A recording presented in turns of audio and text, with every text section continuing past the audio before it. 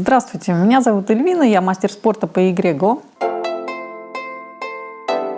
Давайте вместе с двумя моими учениками узнаем правила игры Го.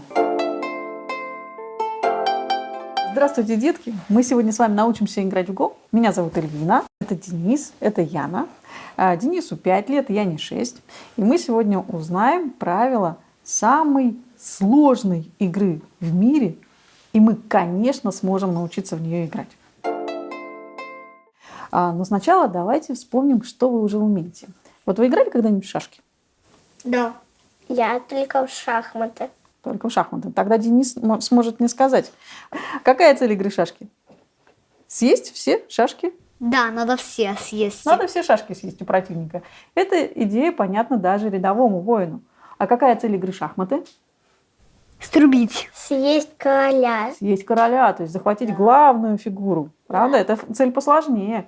А за что у нас еще воевали наши предки? За Россию, за Родину. За Родину. А Родина – это земля и люди, правда? Угу. Эту борьбу за землю отражает еще одна игра, которую мы с вами сегодня изучим. Это игра Го. Цель игры Го – борьба за территорию. Представьте себе, что это остров, и на этот остров приплыли две армии и стали его делить. Один игрок играет черными, другой белыми. Ходы ставятся по очереди. Первыми ход делают черные, второй ход делают белые. Камни ставятся на любое пересечение линий, какое вам нравится. И сначала наши камушки играют вдалеке друг от друга, но потом они начинают сталкиваться в борьбе. И в этой борьбе может произойти съедение. Давайте посмотрим. Если наши камушки столкнулись, то они начинают друг у друга отнимать дыхание, вот эти черточки. И когда у камушка осталось одно дыхание, он может быть съеден.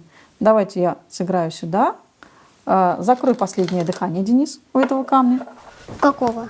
Вот у этого. И камень снимается с доски. Получается у нас такая маленькая битва. И из таких маленьких бит состоит вся партия.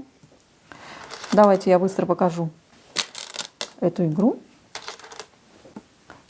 Посмотрим с вами маленькую партию в Го и увидим, что же у нас называется территорией, за что борются в игре Го.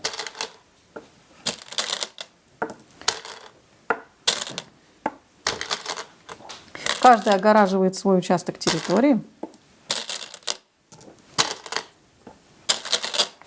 И когда игра закончится, то окажется,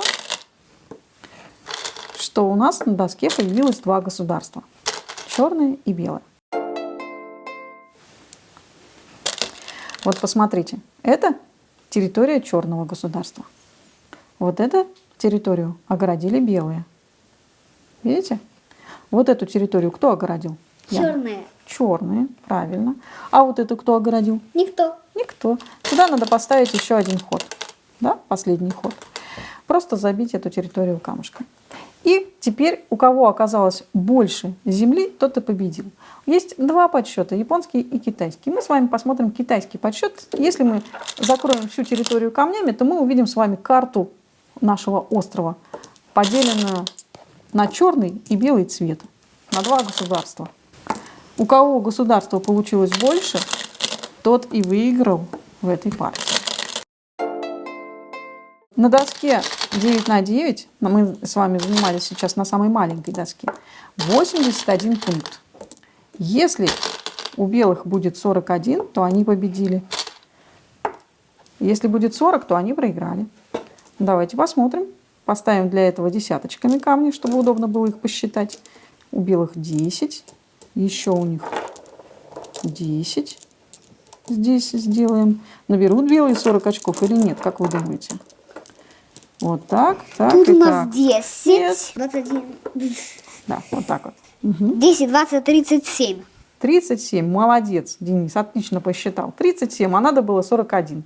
Белый проиграл. Если у белых 37, значит у черных 44. Черные выиграли. Понятно? Отлично. Давайте соберем камушки.